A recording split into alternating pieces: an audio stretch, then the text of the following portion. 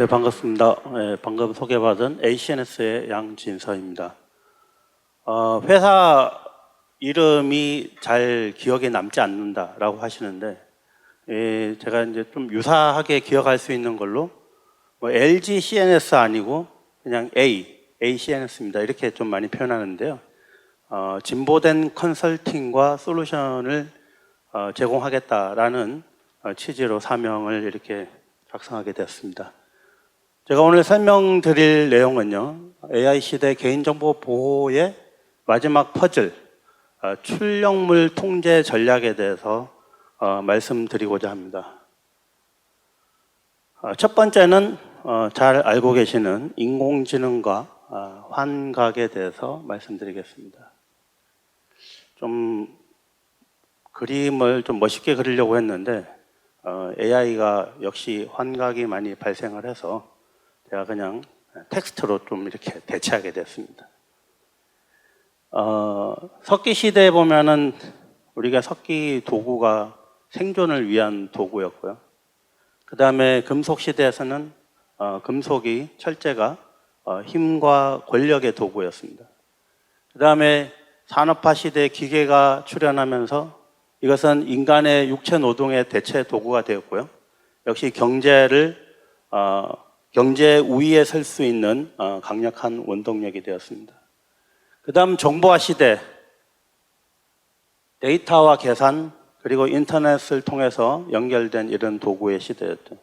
지금은 어물쩍하다가 그냥 정보화 시대가 끝나고 지금 인공지능의 시대입니다. 인공지능의 시대에서 여러분들이 바쁜 시간을 쪼개서 오늘 왜 이 자리에 오셨냐? 인지 및 지능의 도구라고 그럽니다. 인지, 내가 몰랐던 새로운 사실들을 계속해서 알려줍니다. 그리고 이 지능이 얼마만큼 우리한테 강력하게 만드느냐에 따라서 여러분들이 경쟁력이 천차만별로 차이가 난다는 거죠. 그래서 인공지능, 국가 주도의 소버린 AI를 이야기를 하면서 왜 목을 매면서 거의 대부분의 사업이 AI가 안 들어가면 사업을 승인을 안 할 정도로 이런 AI 사업을 하게 됐나? 생산성 혁신을 위해서 여러분들은 도입을 하고 계십니다. 두 번째는 여러분들이 어떤 의사결정을 할 때 의사결정을 좀 더 정확하게 또는 보다 합리적인 의사결정을 하도록 하기 위해서 AI를 도입하고 있습니다. 그 다음에 과거부터 포털을 우리가 많이 구축해 왔죠. 그런 포털은 지금의 시대에서는 비교가 안 되죠. 마치 개인 비서처럼 그렇게 서비스를 개인화하기 위해서 여러분들은 AI를 도입을 하고 있습니다. 마지막으로 리스크 관리죠.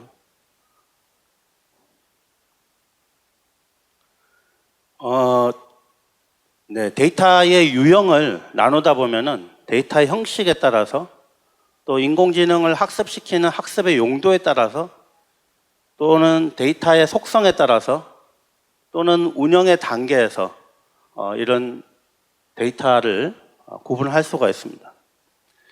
그런데 특별히 제가 한 단어만 빨간색으로 이렇게 좀 해놨는데 이 텍스트에 대한 한국인들만의 오해 때문에 제가 이제 좀 뒤에서 설명드리겠는데 빨간색으로 이렇게 표기를 해놨습니다. 개인정보보호위원회 가이드에 보면은 이제 AI 구축 및 서비스 시에 개인정보 보호 전략이라고 가이드 책자가 나와 있습니다. 목표를 설정을 하고 전략을 수립을 하고 AI 학습 및 개발을 할 때 개인정보를 이렇게 다 제거하도록 되어 있죠. 그리고 나서 실제 서비스 환경 적용 및 사용자의 상호작용을 모니터링 하도록 이렇게 가이드를 하고 있습니다. 그래서 대부분의 기관에서 AI 사업 발주가 나오면 여기에 맞춰서 이렇게 발주를 하고 계십니다. 그런데 여기서 제가 문제를 이제 지적을 하고 싶은데 나쁜 의미에서 지적이 아니라 이제 누수를 이야기를 하고 싶은 겁니다. 그래서 정형 데이터는 지금까지 문제가 되지 않고 있습니다. 우리나라의 개인정보보호위원회에서도 정형 데이터의 수준은 아주 고도화되어 있습니다. 물론 이제 여러분들이 이미 그런 정형 데이터 중심의 개인정보 미식별화, 익명화 이런 것들은 다 하고 계실 걸로 알고 있습니다. 근데 이제 문제가 정형 데이터가 아직도 전 세계적으로 비중이 한 10% 정도면 90% 정도가 비정형 데이터입니다. 그중에서 전자문서 형태로 가지고 있는 게 약 한 32에서 36% 수준이라고 하고 있습니다. 그럼 이 비정형 데이터를 인공지능 또는 이제 LLM, 단순 LLM을 넘어서 이제 레그 환경으로 이렇게 구축할 때 텍스트를 다 추출을 합니다. 그 텍스트를 추출해서 인공지능의 벡터DB로 넘어가죠. 이럴 때 고유 식별번호는 제거해 주세요 라고 하는 게 개보이의 가이드라고 말씀드렸습니다. 근데 이 데이터를 가지고 다시 내가 어떤 응답을 할 때 AI는 개인의 어떤 민감 정보나 역시 고유 식별번호들을 제시해서는 안 됩니다. 문제가 이제 할로시네이션. 할로시네이션을 이거 좀 뭔가 의심스러운데 이렇게 해서 원본을 참조된 지금도 보면은 퍼블릭한 레그 시스템이나 이런 것들 여러분들이 웹상에서 이용할 때 참조 링크가 다 있습니다. 대부분은 웹 링크로 이해를 하고 계시는데 여러분들 기관에 AI를 구축했을 때는 대부분이 문서입니다. 그렇게 했을 때 여기서 원본을 이용자의 PC로 내려받는다. 원본을 다운로드를 그대로 받아서 개인정보가 유출되고 있다는 것. 앞서서 제가 텍스트라는 글자의 단어에 빨간색을 이렇게 표기를 했습니다. 예전부터 좀 문서 비정형 부분에서 지적을 해왔던 부분인데요. 텍스트, 우리나라의 개인정보보호위원회 가이드에도 보면 텍스트, 오디오, 비디오에서 개인정보를 제거하라고 되어 있습니다. 근데 텍스트를 어떻게 이해하고 있을까요? 글로벌 관점에서의 텍스트는 단순히 문서에서 추출된 텍스트 코드만을 의미하는 것이 아니라 문서와 사상까지도 다 포함하고 있다고 합니다. 근데 우리나라 한국 사람들의 좀 특성을 보면 한국인은 문서를 과거부터 이렇게 만들어 왔습니다. 빠른 이해와 보고 중심. 그래서 굳이 이렇게 만들어야 되나? 라고 하는데도 표로하고 색깔을 넣고 폰트를 다르게 하고 이렇게 합니다. 근데 이렇게 좌측 경우에는 이렇게 문서를 만들어져 왔고 학습을 시키는 건 당연한데 우측은 이건 어떻게 학습을 시키죠? 이 문서를 만들면서 다 의미를 부여를 했는데 인공지능이 학습할 때는 이런 걸 당연히 다 무시하는 거죠. 몇 가지 더 예로 조금만 더 이야기해 볼까요? 빅데이터 했을 때도 그 문제가 계속해서 제기되어 왔는데 가령 장관님이 결제한 문서의 가중치와 매일매일 그냥 일상 보고를 하는 결제 문서의 가중치가 같을까요? 또는 보존연한이 1년, 5년 정도인 문서가 문서의 내용이 가중치가 높을까요? 아니면은 보존연한이 30년 이상 준연구, 연구 이런 문서들이 내용들이 가중치가 높을까요? 참고로 30년 이상 보존기간의 문서들은 민형사상 책임시효가 계속해서 지속되는 문서들입니다. 이런 것들에 대해서 사실은 가중치를 여러분들의 AI는 얼만큼 그렇게 반영하고 있는지 알 수가 없습니다. AI 할로시네이션이 왜 발생하냐? 그래서 제가 이거가 문서를 잘못 만든 건가요? 가 아니라 좀 가독력을 드리기 위해서 폰트를 굵기를 좀 다르게 했습니다. 첫 번째가 AI는 확률적 예측 모델의 한계 때문에 그렇다. 조금 천천히 말씀을 드리고자 합니다. AI는 문맥을 이해하는 것이 아니라 다음에 올 가장 확률이 높은 단어를 예측해서 문장을 완성합니다. 두 번째는 압축된 지식 정보의 손실, 수치화된 가중치. 그래서 제가 아까 가중치라는 단어를 계속해서 이야기를 했는데 이 과정에서 정보들이 좀 뒤바뀌거나 왜곡이 됩니다. 세 번째는 정보 공백을 강제로 메웁니다. 자기가 알지 못하는 정보에 대해서 모른다라고 답하지 않습니다. 그럴싸한 거를 제시를 합니다. 마지막으로 그래서 최근에는 이제 레거를 강조를 하고 있는 거죠. 내가 뭔가를 학습을 시켰는데 최신화가 되지 않습니다. 그게 법제도일 경우에는 개정되지 않는 법을 기반으로 계속해서 뭔가가 일어나게 되죠. 두 번째는 이제 인공지능 활용과 검증에서 발생하는 문제들에 대해서 좀 말씀드리고 싶습니다. 그냥 좀 억지스럽게 시나리오를 좀 한번 만들어 봤어요.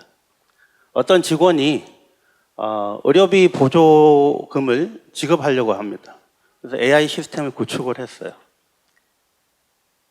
어제 신청한 강감찬 씨 의료비 지원 신청 내역을 조회해줘. 이제 뭔가를 자기가 처리해야 될 거를 뭐 리스트업 돼가지고 쭉 오면은 되게 편하겠죠. 뭐 이런 질문을 안 해도 매일매일 할 일이 떨어지면은 되게 좋을 것 같습니다. 그랬더니 이렇게 리스트를 2개 보여줍니다.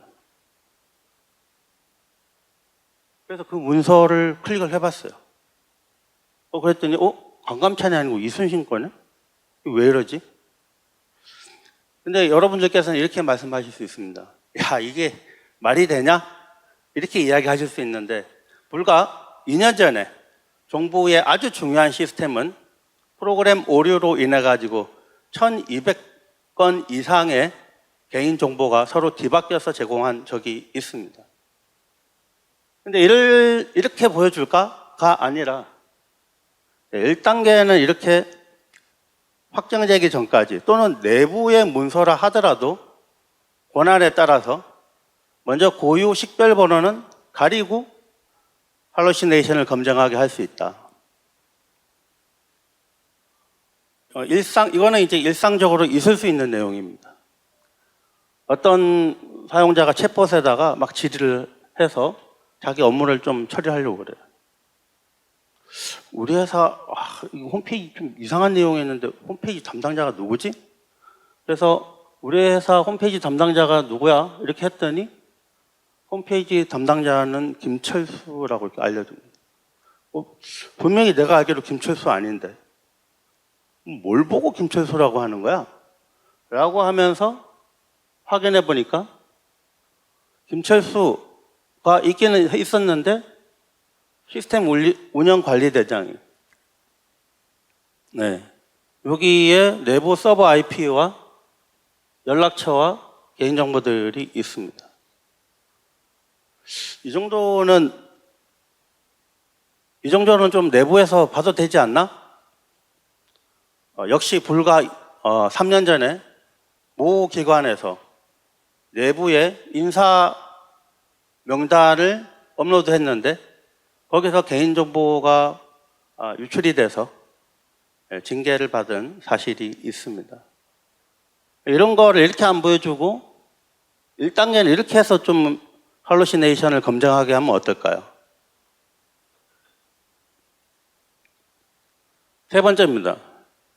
돈을 지급하는 부서에서도 업무 효율을 위해서 좀 이렇게 활용을 할 수 있습니다.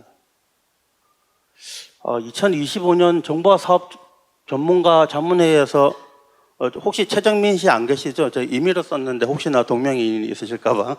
네. 자문비 얼마였지? 라고 했더니 75만 원이래요. 75만 원 맞나? 왜? 한 번 더 확인해 봐야 되니. 그래서 눌러봤더니 정보화 사업 전문가 자문회의 수당 목록이 전체 다 나옵니다. 근데 이렇게 보여주는 게 맞았을까요? 검증을 하기 위해서? 이렇게 한번 하고 본인 담당자가 맞으면 봐도 됐는데 권한에 따라서. 네. 지금 과기정통부에서 얼마 전 기사를 접했습니다. 아직도 안 된 곳이 있나? 라고 했을 수 있는데 어떤 기관을 방문했는데 문서 중화가 안 된 기관이 있긴 있더라고요. 대부분이 이제 문서 중화 시스템. 그 다음에 이제 AI 에이전트를 이렇게 해가지고 지금 사업에 있는 내용을 참조해서 작성한 겁니다. 그 다음에 레그 기술을 적용을 하겠다. 그 다음에 LLM을 연계하겠다. 레그를 내가 바깥에서 가져오는 거는 참조하기 위해서 주워오는 건 괜찮은데 우리 내부 기관에서 한 개 시스템이 아니라 여러 개 있는 시스템 거를 가져온다면 거기에 포함되어 있을지 모르는 개인정보들이 그냥 막 한다면 그래서 이제 마지막으로 인공지능 보안 공백 제로 전략에 대해서 말씀드리고자 합니다. 앞서서 계속 말씀드렸습니다. 전 세계에 누가 설명을 하더라도 정형 데이터와 비정형 데이터의 비중은 어떻게 되나요?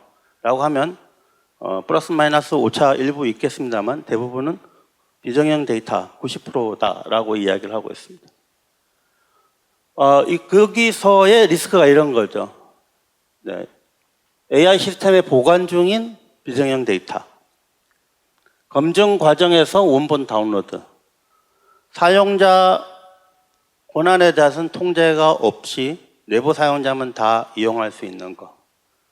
근데 이런 사람들이 뭔가를 출력한다라는 게 개인정보보호위원회에서 개인정보 안전성 확보 조치 기준 제12조 출력 복사 시 통제에 보면 출력은 모니터 화면으로 보는 화면 출력, 종이로 출력하는 종이 출력, 파일로 내려받는 파일 출력, 이렇게 세 가지 모두를 다 출력이라고 정의하고 있습니다.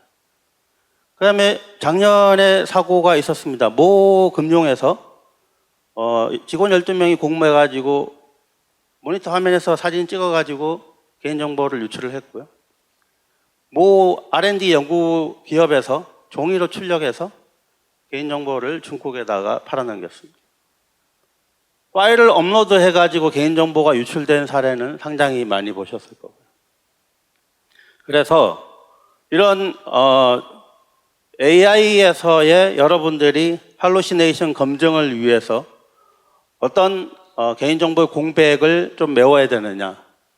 화면에서 워터마킹과 마스킹이 필요하다. 개인정보를. 파일을 얻을 때도 워터마킹과 마스킹이 필요하다. 종이를 출력할 때도 워터마킹과 마스킹이 필요하다. 지금까지 워터마킹은 많이 써 오셨는데요. 마스킹이 이렇게 되는 거는 아직 접하지 못하셨습니다. 그래서 로컬을 할루시네이션 검증하려고 눌렀더니 다 개인의 PC에 내려받아집니다. 그 파일이 뭔지는 모르겠습니다. 얼마나 중요한 문서인지 알 수가 없습니다. 두 번째, 봤는데 템포러리에 그냥 막 쌓여 있습니다. 거기에 얼마나 중요한 문서들이 쌓여 있는지 알 수가 없습니다. 세 번째도 마찬가지로 레거 학령에서 최신의 정보를 받아야 되는데 최신화되지 않는 정보들이 막 뒤엉켜 있습니다. 그래서 과거에는 이런 개인정보를 마스킹하려면 어떻게 해야 되냐. 반드시 사본이 존재했습니다. 새로운 기술은 사본 생성 없이 그 사본을 미리 만들어 놓는 걸 정적 마스킹이라고 하면 지금 이제 동적 마스킹입니다. 제가 이런 정책을 만들어 놓은 거죠. 제가 볼 때는 마스킹 없이 임의의 개인정보를 다 볼 수 있습니다. 업무 처리해야 되니까. 우리 부서원이 볼 때는 또는 관련자가 봤을 때는 뒷자리까지 볼 필요 없어요. 이거를 공개를 해야 될 때는 다 필요에 따라서 다 가릴 수 있다라는 거예요. 그런데 이게 개인정보는 아닌데 민감정보인데 민감정보는 아닌데 또 비공개 정보인데 이런 것들이 있을 수가 있습니다. 그럴 때는 제가 특정 영역에 그냥 여러분들 마스킹 한번 해보셨을까요? 파일 유형에 따라서 상당히 어렵습니다. 한글에 했더니 워드에 했더니 자간 장평 때문에 레이아웃이 다 흐트러집니다. 새로 작업을 해야 돼요. 그 시간이 더 분노하게 만듭니다. 그냥 웹에서 보는 거에서 간단하게 내가 렉탱글, 사각 영역만 지정을 하면 바로 사라지게끔. 복사해도 복사되지 않습니다. 완전히 키 펀칭된 상태입니다. 이렇게 수동 마스킹 하는 거를 웹상에서 바로 다운로드 받지 않고 메모리상에서 이런 기술이 필요하다는. 그 다음에 어떤 뭘 제출하려고 하는데 지금 사람이 손으로 작성한 문서입니다. 가령 개나리 아파트 재개발 동의서인. 수천 명이 했는데 그거 가져와 봐요. 개인정보가 있어서 안 되는데. 특정 서식이 있습니다. 특정 좌표 영역에만 딱 제가 사각 박스를 쳐놓습니다. 그럼 그 이후에는 그 서식과 동일한 거는 무조건 다 그렇게 뚫려서 보이는 거죠. 이거를 템플릿 기반 자동 마스킹 열람 방식이라고 합니다. 아까 여러분들 기존에 많이 쓰셨던 워터마킹 말씀드렸죠. 원본에는 없습니다. 아무것도. 과거에는 워터마킹도 미리 정적인 방식으로 해야 됐죠. 원본에는 없는데 화면에 볼 때만 워터마킹을 해놓습니다. 화면에는 없는데 종이로 출력하니까 워터마킹이 찍힙니다. 화면에는 없었는데 다운로드 받으니까 워터마킹이 찍힙니다. 이거 왜 해야 될까요? 첫 번째, 사용자 식별 정보를 일부러 강제화합니다. 두 번째, 열람 출력 시 이런 걸 자동 적용하게 합니다. 세 번째, 유출 시에 추적 및 책임 소재를 밝히고 싶습니다. 마지막으로 네 번째는 심리적 유출 억제 효과를 가질 수 있습니다. 그래서 이렇게 지금은 하나를 이렇게 했지만 이거를 반복 패턴으로 해가지고 사진 촬영을 못하게 이렇게 할 수도 있다라는. 근데 저는 AI 전문 기업이 아니라 AI 업체들과 협력을 하는 회사이기 때문에 맥락상 비공개 정보는 찾아줄 수가 없습니다. 그런데 그런 AI 업체들은 찾기는 기가 막히게 잘 찾는데 원본 문서에서 가릴 수가 없어요. 그래서 저는 이것에 대해서 미리 몇 년 전에 특허를 하나 출원을 했습니다. 그래서 이 문서에 대해서 맥락상 이거는 뭐 개인정보도 아니고 민감정보도 아닌데 이거는 공개할 수가 없다. 그게 어떤 데 보니까 제가 이제 사이트 보니까 뭐 업무상 질병 판정서 이런 거에 이제 이런 게 해당될 수 있겠더라고요. 계단에서 떨어졌는가를 계단을 비공개를 해야 된다. 질병이 증상이 뭔가를 써야 되는데 그게 비공개가 될 수 있다. 그런 걸 또 가려야 되더라고요. 그래서 이렇게도 갈 수 있다라는 거를 제시를 하고요. 제가 아까 마지막이라고 했는데 진짜 마지막입니다. 개인정보가 예전에는 누가 그러더라고요. 한 건 유출되면 얼마예요? 56,000원인가 그런 말씀을 하시더라고요. 지금 한 건 유출되니까 고의냐 고의 아니냐에 따라서 달라지는데 고의가 아니면 통상 500~600만 원이라고 그러고요. 과태료가. 고의면은 일단 3,000만 원이라고 그럽니다. 그게 정확한지는 이게 제가 뭐 재판관이 아니기 때문에 좀 조사가 필요해 보이고요. 그래서 지금 개인정보보호법이 올해 엄청나게 강화가 됐습니다. 징벌적 과징금에 의해서 최대 10%고요. 매출에. 손해배상이 대상이 되고 행정처분 대상이 될 수가 있습니다. ISMSP가 내년 7월부터 관련 기관들을 중심으로 강화됐습니다. 그래서 ISMSP를 의무화를 하고 있는데 거기에서도 이런 부분들이 그냥 저런 거를 해야 될까가 아니라 예제 항목이 그렇게 되어 있습니다. 저기 보시면은 개인정보 마스킹 표준, 개인정보 마스킹 적용 화면 이런 것들을 이제 요구를 하고 있습니다. 매년 받고 있는 개인정보 영향평가도 마찬가지입니다. 근데 이런 것들을 제가 아까 말씀드린 이런 기술들을 PET라고 하는데요. Privacy Enhancing Technology, 개인정보가 강화된 이런 것들을 이용했을 때는 공공기관 경영평가, 개인정보 수준평가, 그 다음에 사이버 보안 실태평가, 이게 무슨 상황이냐? 네, NTSF가 데이터 중심 보안 정책으로 변경되고 있습니다. 여기가 알기로 가점이 많은 걸로 알고 있습니다. 그 다음에 공공 데이터 제공 및 데이터 기반 행정 평가. 네, 이런 부분들이 반영되어 있습니다. 네, 좀 급하게 쫓기다 보니까 제가 중간에 하나를 좀 빠뜨리고 설명을 드렸는데요. 저는 개인정보 유출을 산불에 비유를 하고 있습니다. 혹시 아시는지 모르겠습니다만 2025년 기준으로 보이스피싱 신고 건수가 약 2만 건에 달합니다. 정확하게는 19,972건인가 그렇게 알고 있습니다만, 그럼 피해 금액이 얼마인가? 혹시 상상해 보신 적 있는지 모르겠지만 1조 원이 넘었습니다. 그래서 그냥 하나 흘릴 수도 있다가 아니라 여러분들이 진심으로 관심을 가져주셔야 하는 그런 영역이라고 생각을 합니다. 끝까지 경청해 주셔서 감사합니다.